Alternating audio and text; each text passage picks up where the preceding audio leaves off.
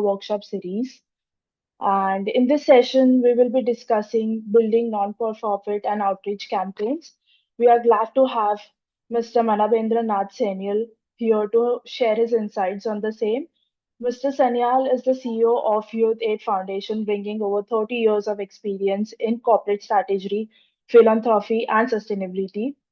A Fulbright Herbert H. Humphrey Fellow and certified in ESG and BRSR.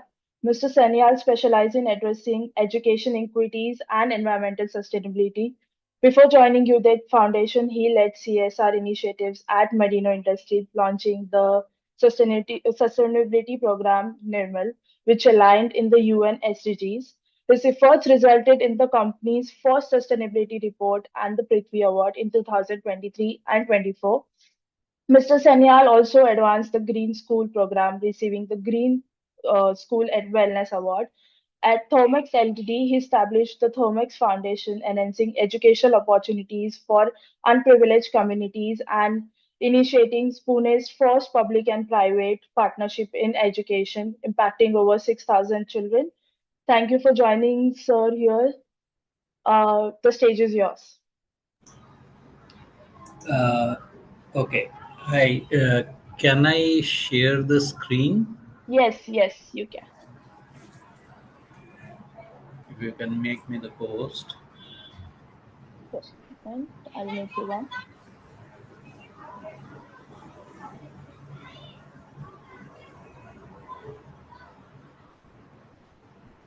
Yes, I have made you a Okay. co-host. You can share your screen. Yeah. Yeah. Okay. Thanks. Just a sec.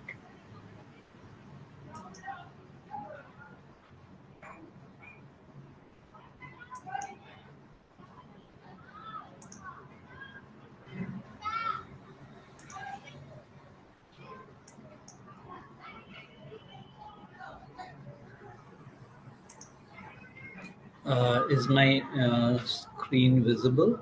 Yes, sir. Yes, sir. Okay. So, good afternoon, good evening, or good afternoon. Uh, well, uh, First of all, thank you for uh, giving me this opportunity to share with you. What I will do is basically I will first see. This is about green skills and green initiatives. So I will first basically give a brief about what is climate uh, change. Though you all might be knowing, but I think it is important for each one of us to be in this on this very important subject, uh, to be on the same page and what we all can do, uh, either individually or as an organization. So I will briefly touch upon about the organization Youth Aid Foundation, and then I will talk about how what is basically climate change and how it is affecting. And then I will talk about how, as an organization, we can partner or join hands together to bring in the changes. So I hope that's fine with you all. So basically, the topic that was suggested was building not for profits and outreach in climate education, waste management, and water management in energy biodiversity. So, as you all are aware, that climate action is the related to the SDG goal 13, and I will be talking a bit in this. I will take some moment. Uh, But before that, I will just brief you about a brief about Youth Aid Foundation. So, Youth Aid Foundation, we are working with a vision to build a thriving ecosystem to empower the grassroots individuals with skill, entrepreneurship opportunities, sustainable business growth, so that they can gain economic independence. So, this is very important because we want to make it a equitable society, and those who are unreached but has the potential, we are trying to reach out to them. Our mission is to reach out to 1 million grassroots individuals through business development, mentorship, skill training, driving innovations, wealth creation, and meaningful job opportunities for, as I mentioned, for an inclusive society. We are a Section 8 company. I believe you all are aware about Section 8 company. It is a not-for-profit company. We formed this organization as a special purpose vehicle to promote grassroots skilling for employability and entrepreneurship. So we identify people from the grassroots who has the potential to set up their business. We train them on entrepreneurship, and those who are looking for employability, we develop their skills to make them employable and also try to put them in the employment. Uh, till date, we have trained over 2 lakh people in finance literacy, digital literacy, livelihoods. We have trained around 20,000 women in entrepreneurship. Over 2,000 people are skilled and placed in different sectors. We have disbursed around 12 million for as startup support for businesses. We are also, as I mentioned, we are also reaching out to those who are marginalized, and so similarly, we have supported around 300 LGBTQ community members to start their businesses. Uh, Sorry to interrupt you, Mr. yeah, Sanyal. yeah. Your voice is a bit low. Can you be more audible? Oh, I don't know. This is a problem here because the net connectivity is not very strong, but I have I to think it's pull. much better now. It's better? Yeah, Okay, yeah, yeah. fine. Thank you. Yeah. Okay. So we have a presence in 7 states: Maharashtra, Madhya Pradesh, Chhattisgarh, Tripura, Karnataka, Telangana, and West Bengal. And we have plans to work pan India.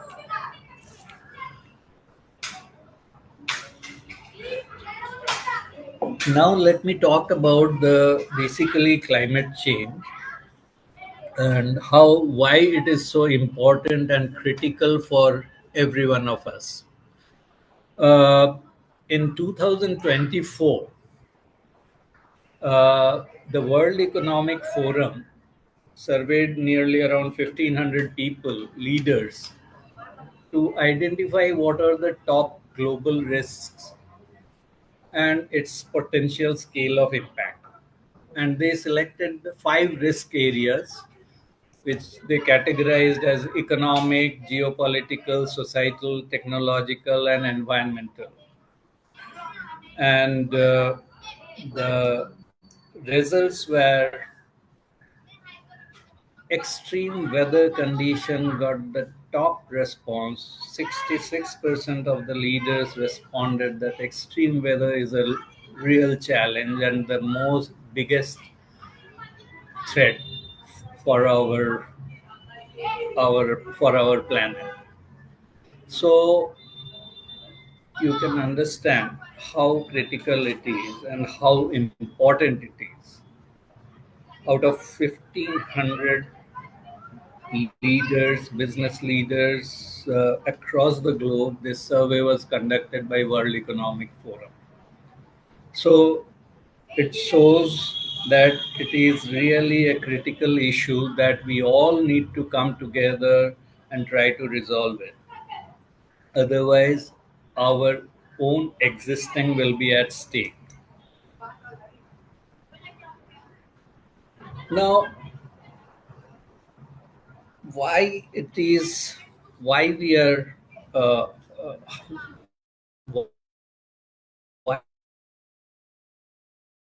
why this crisis has come.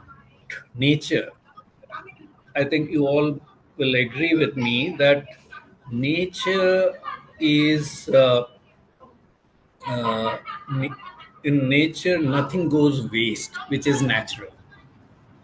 Nature has its own cycle of using and reusing the things. For example, if we take the water cycle, so we have seen, every one of us know, we have studied this in school, that water evaporates, it gets condensed, and then again it precipitates and back into the river. And again, this cycle keeps on continuing. Similarly, the carbon. Plants absorb carbon from the air atmosphere, and then we intake carbon, animals and human beings, by uh, we eat plants and vegetables, so we, that is how we intake carbon. When we excel, or the animals or living being excels, they excel carbon dioxide, which goes to the air. And when we also die, our remains, it gets decomposed, it goes down, and it mixes with the soil. And soil is one of the most largest carbon sink. And there we have fossil fuels, which is holding these carbon for millions of years. And when we start taking or using these fossil fuels, we burn them, again the carbon dioxide is released. Nature maintains in its own cycle. And when we talk about the cycle, carbon cycle, through human activities, we are generating so much carbon, emitting so much carbon, that it has become a challenge for us. Similarly, there is oxygen cycle, there is nitrogen cycle. So everything is interrelated, and each one of has a cycle, so it gets fully utilized. So that is why I say nothing goes waste in nature if the things are natural. Only through human interventions we are disturbing this cycle.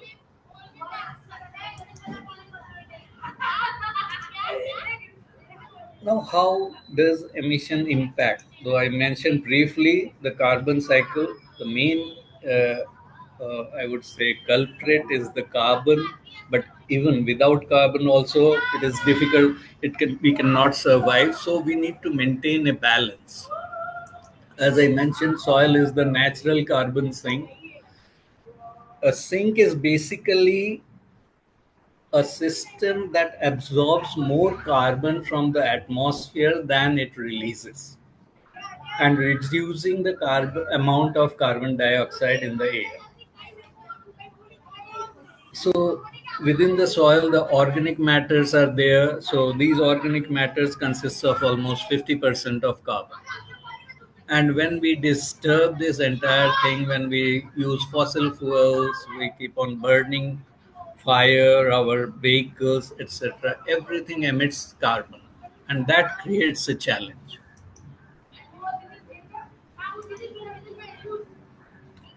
If we see sector-wise contribution of GHG emissions, GHG is basically the greenhouse gases. If the greenhouse gas emissions, if we take, the maximum emission is because of the energy needs. So you see, 75.6% of energy through which we are emitting carbon. Then from agricultural activity, we emit carbon.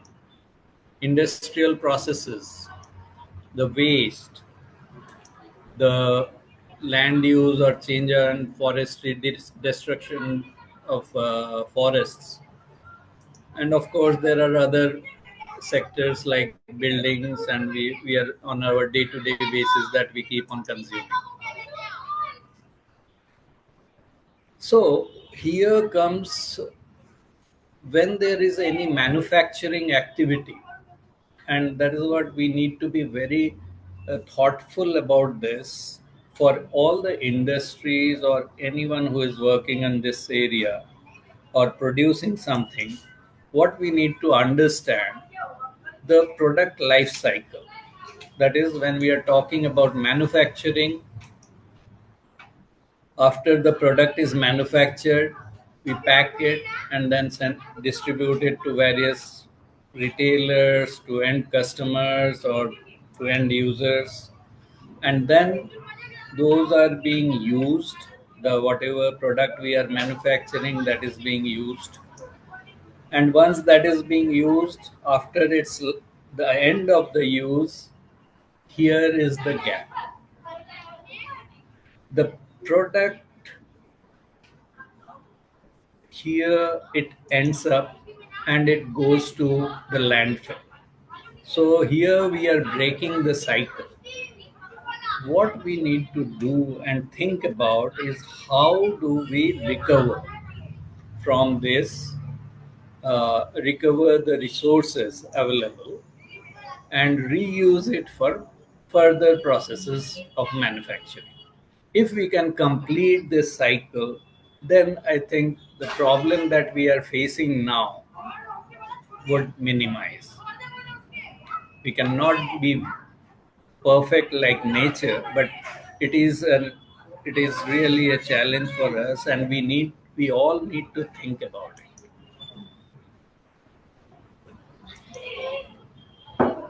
Now, how does this greenhouse effect works? I think you all have read about it. Most of you might be knowing about it, but just to explain you how it impacts the earth. So we all know that sun rays are absorbed by our earth surface, and some of the rays are getting reflected uh, by our surface, and some also gets reflected at the atmosphere level itself. So now what happens? Due to human activities, we release these greenhouse gases, which is much more in quantity than what is the natural balance is required. We emit carbon dioxide, we emit methane, we emit nitrous oxide, we emit chlorofluorocarbons, and all these gases are the greenhouse gases which creates a layer in our atmosphere. So what happens when the sunlight rays are trying to get reflected? It is blocked by these greenhouse gases. It creates a shield and it gets trapped in our earth, and because of which the temperature starts rising. The uh, in our uh, Paris Agreement, they said that we need to maintain the temperature by 2050 to at least 2 degree, limit our temperature increase by till up to till 2 degrees of 1.5 to 2 degrees, and we should keep it maintain it below 2 degrees. With each degree of temperature rise, studies have said that there is 5% decrease in the grain production. So we can imagine how much problem it would be. Now, this is how the global warming is happening. Now, we also need to understand the limited resources that we have with us. Water. Water is also, uh, when we talk about in compared to population, our population is increasing, and as a result of which the per capita water availability is also decreasing.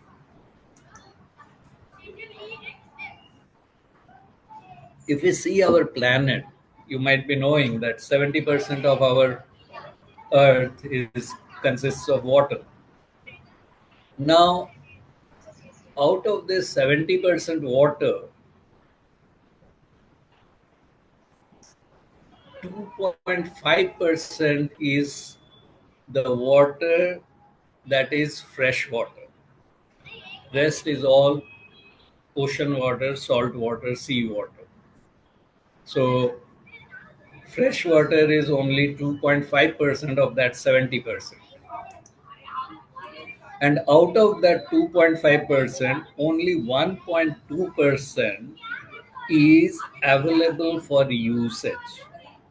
Otherwise, it is in the form of glacier or in the form of underground water, so which is not available to us. So you can imagine, out of the 2.5% of 70%, we have water to use is only 1.2%.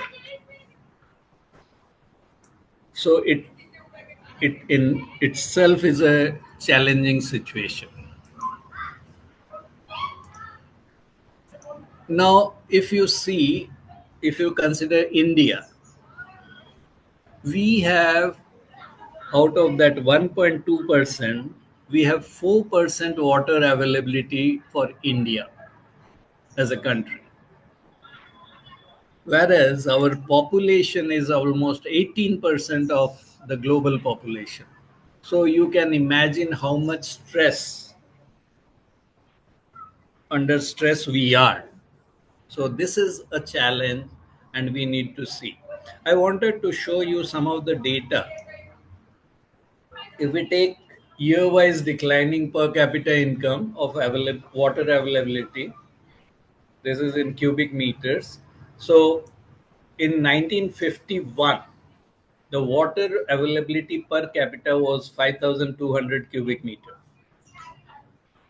In 1991, it came down by almost 50, nearly 56% decline, having availability of water as 2,309. In 2001, it further gone down to 1902, and in 2010, it further deteriorated to 1588. As per the United Nations, the water availability per capita should be 1700 cubic meter, whereas that that figure we left in 2010 itself. We went down below that. So we can understand how much challenging it is with growing population, with temperature rising, climate change happening. There are multiple issues that one has to address. And we are there with our own way of working. We need to address all these issues. Now, how, I don't know if you are aware of this third sector. Third sector is basically the non for profit sector. How the third sector can intervene, how it can play a role, and how it can help in fighting the climate change. So let's try and understand what is the first sector. First sector is the public sector. So this includes government and state-run organization, and we all know its purpose is providing public goods and services. For example, education, infrastructure, law enforcement, and etc. The second sector is the private sector. This covers for-profit businesses owned by individuals or corporations. The purpose is generating profit through goods and services while responding to the market demands. The third sector is the not for profit sector. This includes not for profits, NGOs, or the community organizations, Section 8 companies. The purpose is addressing social, environmental, or community needs, often through voluntary action and public support. NGOs or this third sector fills the gap where government and the market driven businesses fall short. So, the third sector has a very important role to play.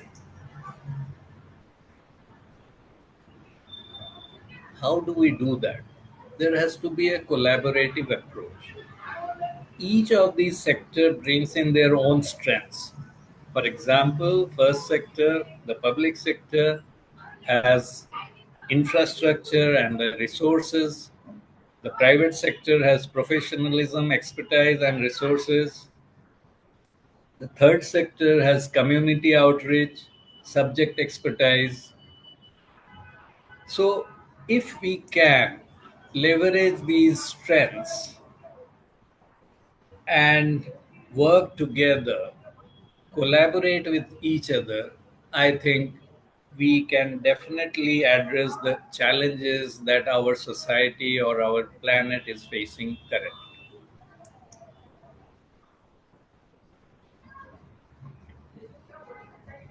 So, as far as the environmental action is concerned, it can work on energy consumption and efficiency, GHG emissions, carbon footprint, air, water, soil pollution, biodiversity loss, waste management, adaptation to climate change. So, all these we can be addressed through a collaborative joint effort.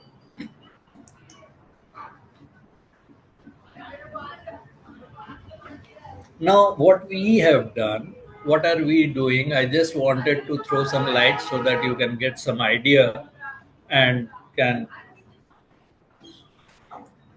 think of working on those lines. And this is basically sharing the all these platforms are just sharing of some ideas so that we can see how we can make this world a better place to live for everyone. So we had done a partnership with Pune Municipal Corporation to have zero waste slums. So making zero waste slums through sustainable solid waste management, protecting environment, promoting livelihood.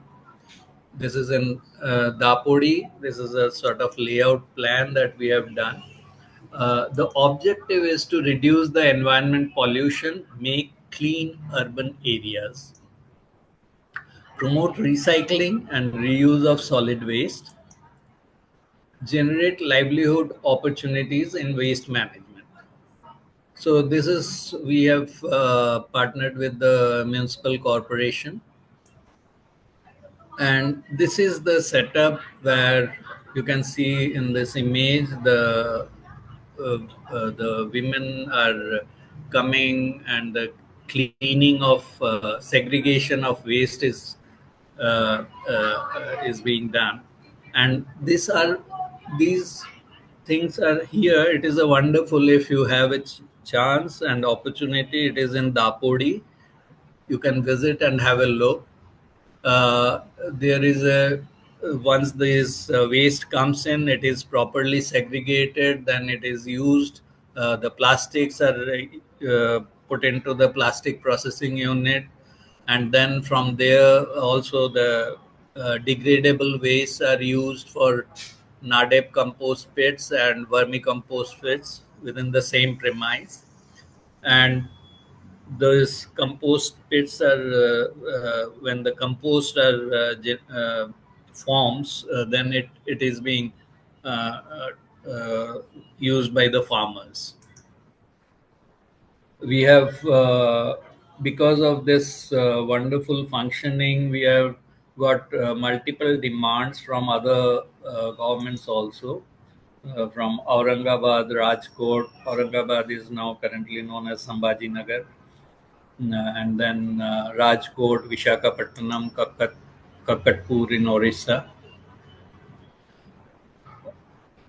Now, then there are green school programs. So, we are partnering with the Jila Parishad in Aurangabad. We have taken up 9 schools. In Pune, we are working in 7 schools.